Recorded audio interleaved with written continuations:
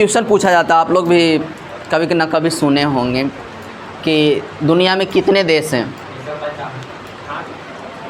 145। दुनिया भर में कितने देश हैं? दुनिया में एक ही देश है, वो भारत है। बाकी सब क्या है? समझ में आया?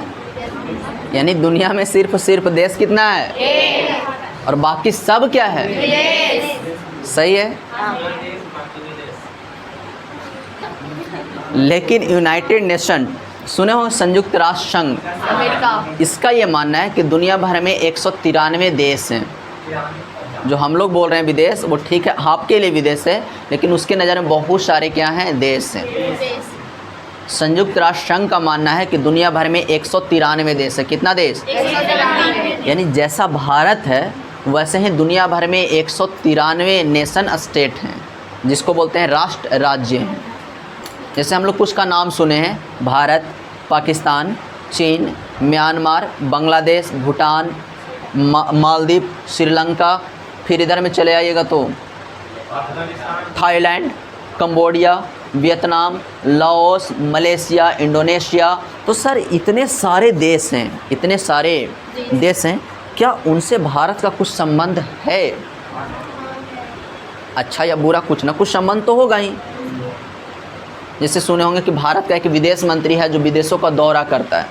उतना छोड़िए, सब कुछ छोड़िए, आप लोग ये सुने हैं कि मोदी जी बार बार विदेश का यात्रा करते हैं। तो आखिर कोई ना कोई देश में जाते होंगे। विदेश मतलब देश से बाहर, किसी अन्य देश में जाना क्या कहला रहा है? विदेश।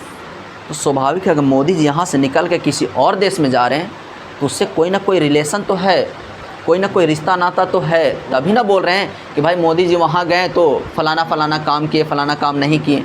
बोलते हैं या नहीं बोलते हैं? सुने कि बार बार अमेरिका जाते हैं, बार बार कहाँ जाते हैं? फ्रांस जाते हैं। कहाँ जाते हैं? ब्रिटेन जाते हैं। ब्रिटेन वाले यहाँ आते हैं, अमेरिका वाले यहाँ आते हैं। सुने होंगे बराक ओबामा यहाँ आए थे, डोनाल्ड ट्रंप यहाँ आया था। फिर सुने होंगे कि भारत के जो राष्ट्रपति या फिर भारत के प्रधानमंत्री या फिर भारत के विदेश मंत्री या फिर रक्षा मंत्री जाते हैं ऑस्ट्रेलिया, जाते हैं जापान, जाते हैं कभी चाइना, कभी जाते हैं पाकिस्तान। क्यों जाते हैं? अगर कोई रिलेशन ना रहा, अगर कोई संबंध ना रहा तो वो जाएंगे नहीं। जैसे घर को समझिए कि दो, आपका घर और आपके बगल का पड़ोसी का घर है, या फिर आपके गांव के किसी और का घर। अगर दोनों में कोई रिलेशन नहीं है, कोई संबंध नहीं है, एकदम बोला चाली एकदम बंद है, दोनों एक दूसरे को देखना नहीं पसंद करते, क्या अगर शादी वगैरह होगा, कोई फंक्शन होगा तो क्या आप जाएंगे? ऐसे ही घूमने फिरने के लिए जाएंगे? नहीं जाएंगे। कुछ ना कुछ तो रिलेशन होगा तभी जाएंगे एक दूसरे के यहाँ। वो तभी आपके यहाँ आएगा जब रिलेशन अच्छा होगा। अगर रिलेशन बुरा होगा तो आएगा। लेकिन सबसे ज़्यादा विदेश नीति में संबंध जो हमारा महत्व रखता है वो पड़ोसी देश। कौन सा? और आपको ज़्यादा फोकस इन्हीं पड़ोसी देशों पर ही करना है। तो धीरे धीरे शुरुआत करें। विदेश का मतलब समझ गए कि सर हमारे जैसे दुनिया में बहुत सारे देश हैं। अगर संयुक्त राष्ट्र संघ की माने तो कितना देश है? 193 यानी 193 देश है। हाँ, टोटल संयुक्त राष्ट्र संघ के अनुसार कितना है? 193। तो स्वाभाविक है 193 में से कुछ देश ऐसे होंगे, 193 में से कुछ देश ऐसे होंगे जो भारत के, जिनका भारत के साथ रिलेशन बहुत अच्छा होगा, जिनका भारत के साथ रिलेशन बहुत। और कुछ ऐसे भी रिश्तेदार हमारे होते हैं जिनसे चलो हैं लेकिन उतना कोई ज़्यादा जुड़ाव नहीं होता, उतना ज़्यादा हमारे लिए महत्व। कार्ड भी आता है शादी का तो ठीक है, आया है, मन होगा तो जाएंगे, नहीं तो।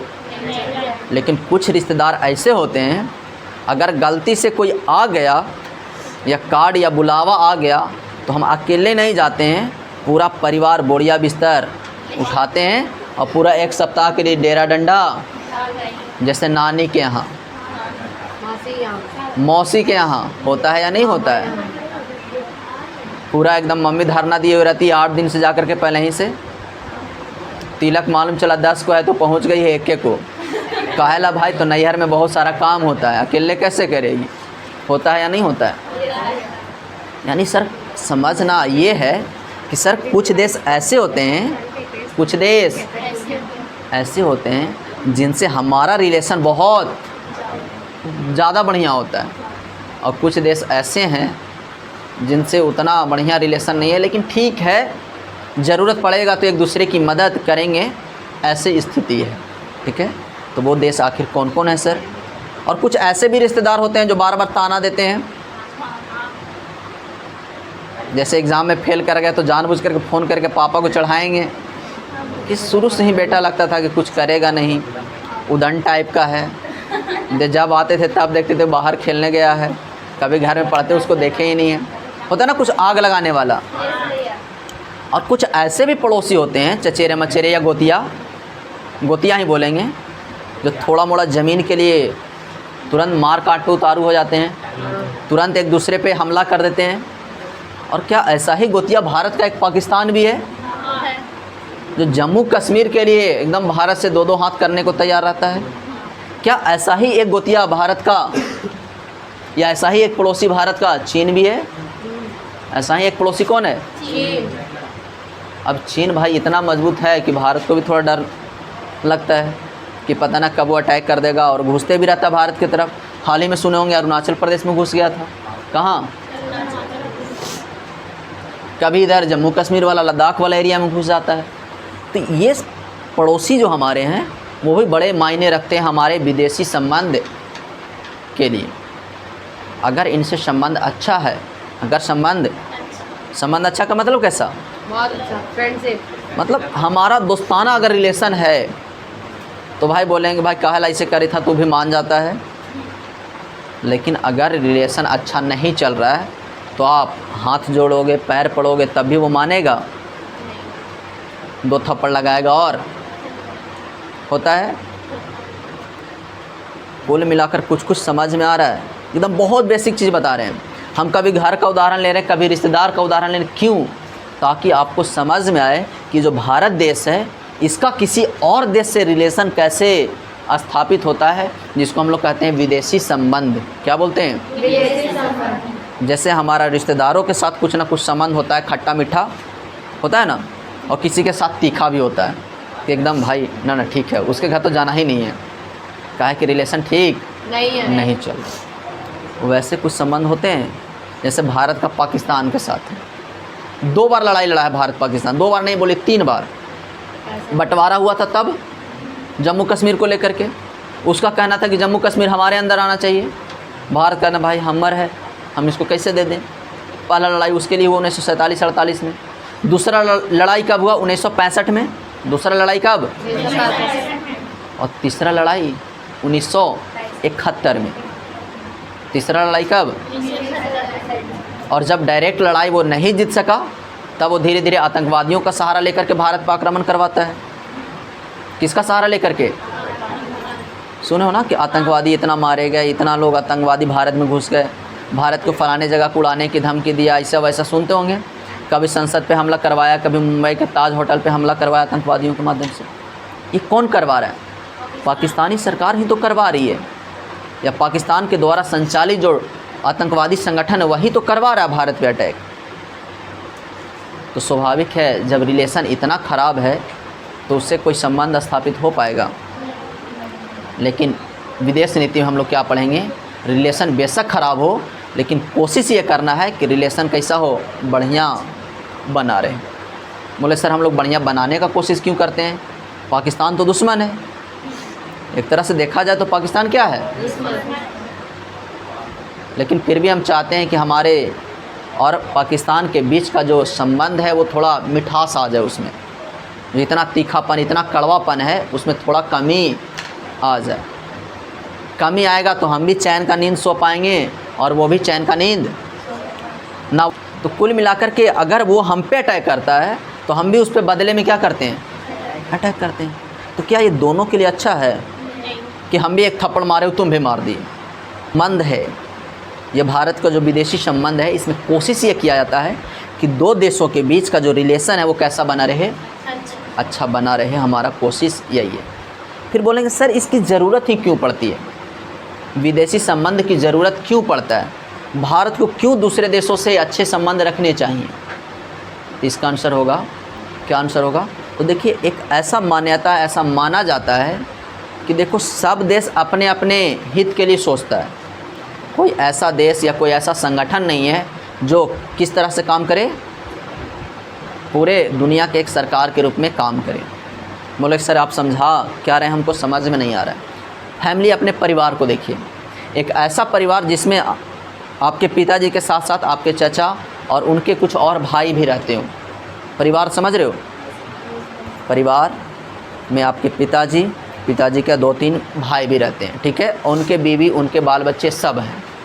मतलब कुल मिलाकर के एक बहुत बड़ा परिवार है। कुल मिलाकर क्या है, बहुत बड़ा परिवार है। और उस परिवार में दादाजी अभी तक ज़िंदा हैं, और सिर्फ ज़िंदा ही नहीं है, अभी तक उनका स्थिति ठीक है और उनको पेंशन वगैरह सब मिलता है। समझ रहे हो, घर परिवार सबका है अपना अपना, लेकिन सब रह रहे हैं एक साथ, सब रह रहे हैं। और उसमें दादाजी हैं, उसमें कौन है, अब किसी को कोई काम करना है तो परमिशन किससे लेना होगा, किससे लेना होगा, दादाजी से परमिशन लेना होगा। दादाजी हाँ बोलें तो काम होगा, ना बोलें तो काम।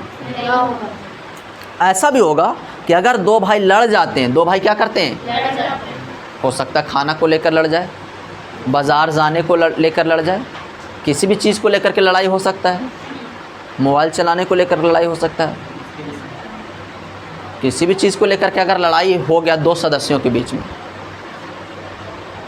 अगर लड़ाई हो गया और दादाजी की स्थिति अगर मजबूत है, दादाजी के हाथ में डंडा है, तो क्या लग रहा है कि दादाजी लड़ाई को शांत करवा देंगे, आराम से लड़ाई को कौन शांत करवा देंगे। लेकिन सोच करके देखिए कि अगर परिवार में दादाजी नहीं हैं, अगर दादाजी और आपके पापा के बीच या आपके चाचा के बीच लड़ाई हो गया, होता है ना, पापा के बीच मतलब 2 पापा और अंकल के बीच, बड़े पापा छोटे पापा ऐसे होता है ना, उनके बीच लड़ाई हो जाए, लग रहा लड़ाई आसानी से शांत हो पाएगा। अगर एक बार में कमज़ोर वाला पिटा जाएगा तो भी इस मौके के तलाश में रहेगा कि कब हम दोबारा अटैक करें और हरा दें इसको। ऐसा होता है या नहीं होता है, खाली बहाना ढूंढते हैं, धनिया मिर्चाई लेकर कुछ लड़ाई होगा माथा खुल जाएगा, नहीं, क्योंकि मौका के तलाशते हैं कि भाई पहली बार पिटा आ गए हैं, लेकिन बदला तो, लेकिन ऐसा होता है या नहीं होता है। और इस चीज़ को अगर समझ गए तो ये जो विदेशी संबंध है, पूरा देश दुनिया कैसे चलता है ये पूरा समझ जाओगे। क्या बता रहे हैं, परिवार है, परिवार में आपके चाचा चाची सब रह रहे हैं, मान लो 3-4 चाचा हैं, ठीक है, और एक आपके पिताजी। पहले जब दादाजी मजबूत थे, दादाजी के हाथ में डंडा था, तब अगर इनके बीच कोई समस्या होता था, कोई लड़ाई होने की संभावना होता था, तो कौन सुलझा देता था, मान लेते हमारा पैसा चोरी हो गया और शक लग रहा है कि हमारे जो भाई हैं वो चुरा लिए, तो हम डायरेक्ट जाकर भाई पे अटैक कर देंगे। शिकायत किससे करेंगे, दादाजी से, किससे, अब दादाजी से शिकायत करेंगे तो दादाजी बोले कौन ले आए रे, दें कि ना, बोलेंगे कि नहीं बोलेंगे, नहीं तो पता चल गया तो घरवा से बाहर निकाल दे, खर्चा पानी बंद। और स्वाभाविक है उन्हीं के पैसा से पूरा घर चल रहा है, खर्चा पानी ना देंगे तो बड़ा दिक्कत हो जाएगा। तो डर से जो चुराया होगा वो दे देगा कि भाई 150 के चक्कर में फंस जाएंगे, झूठो घर से बाहर कर दिया जाएगा, पता ना बाबूजी ज़मीन जायदाद देंगे कि नहीं देंगे, कोई ठीक ठिकाना है नहीं, ऐसा डर रहेगा कि नहीं रहेगा। तो चोरी भी होगा तो उसका समाधान कर लिया जाएगा। कोई किसी का धन संपत्ति भी हड़प लेगा तो दादाजी समाधान कर देंगे या नहीं कर देंगे, बहुत आसानी से कर देंगे।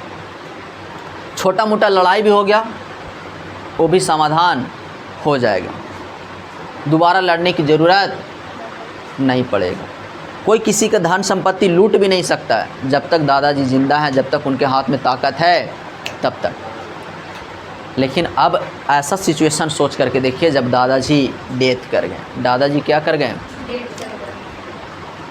ना तो कोई कहने वाला है ना ही कोई सुनने वाला। जिसको जो मन में आए वो कर रहा है, जिसको जो मन में आए।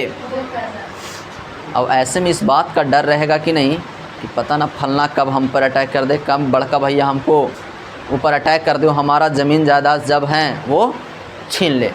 डर रहेगा कि नहीं रहेगा? स्वाभाविक डर बना हुआ रहेगा। इस बात का डर रहेगा कि नहीं?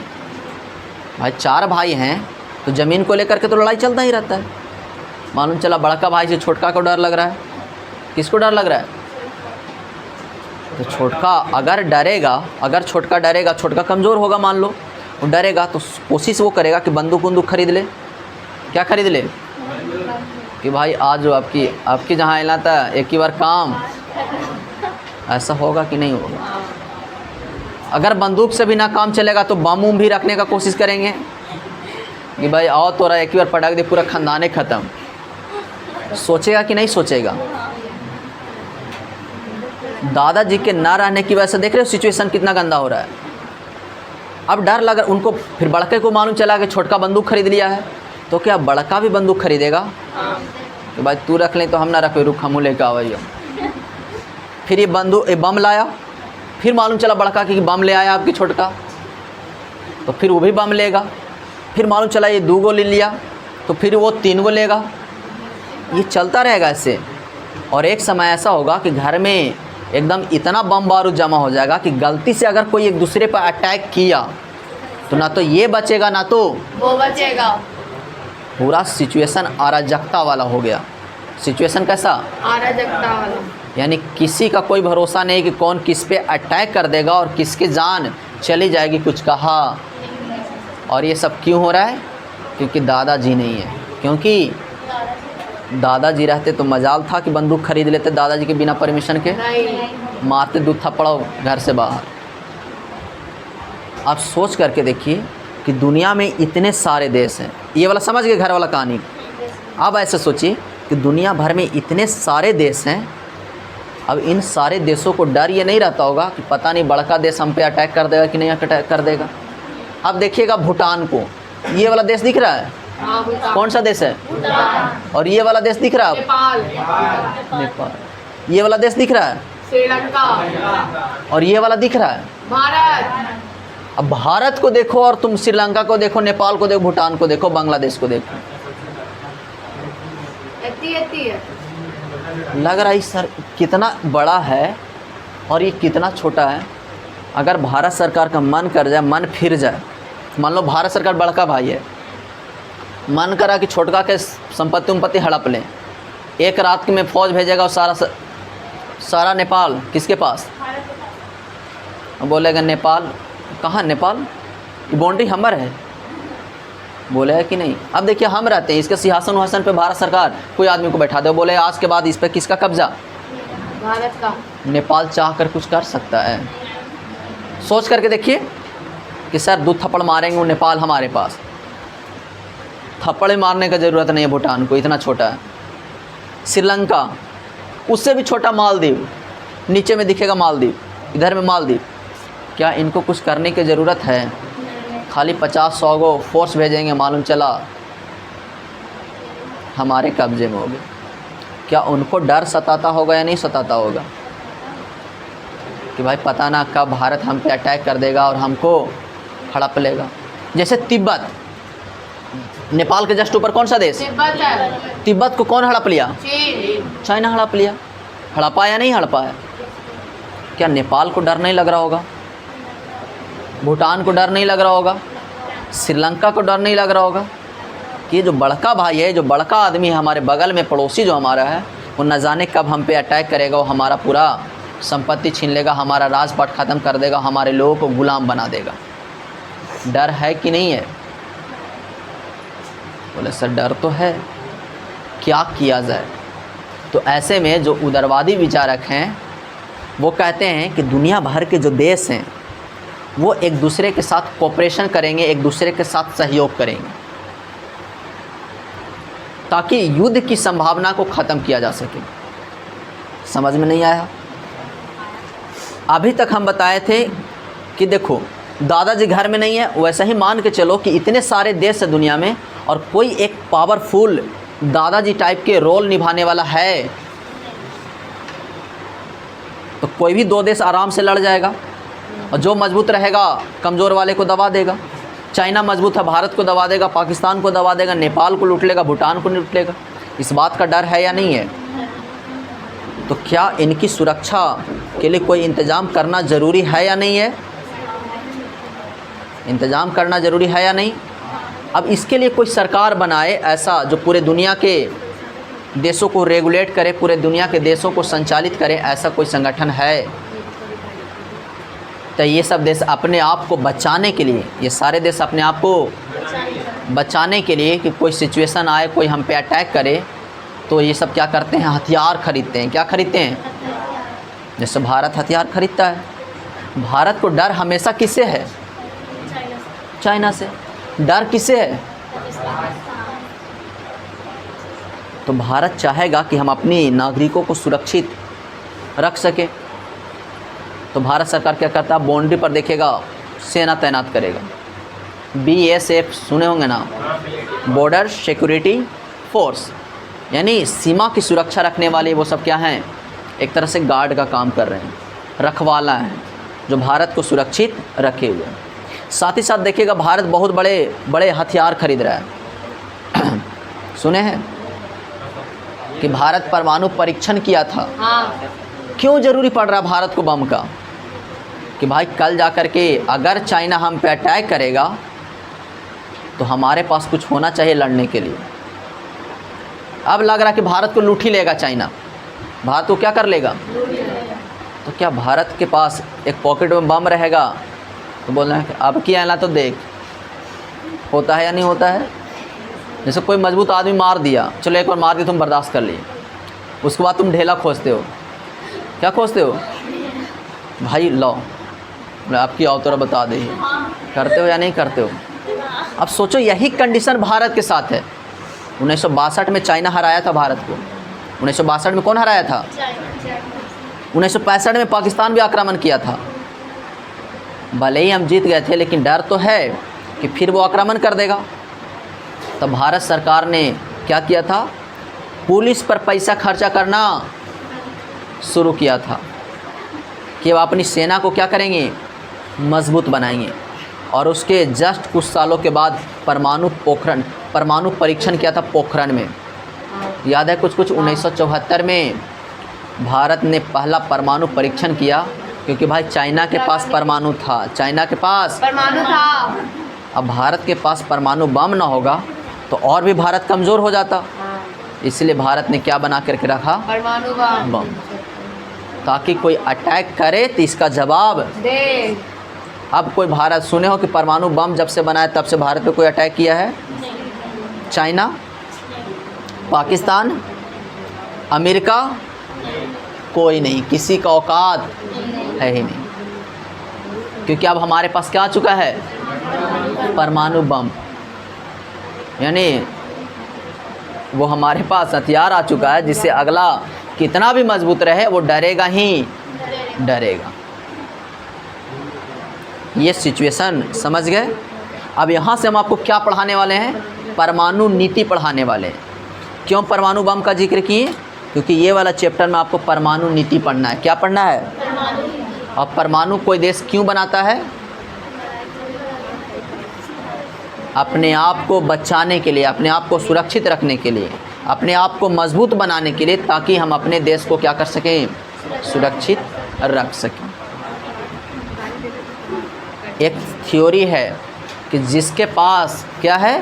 परमाणु हथियार है, उसके ऊपर कोई देश डायरेक्ट हमला नहीं कर सकता, क्योंकि अगर हमला करेगा तो क्या पता उसका जवाब वो परमाणु से दे दें।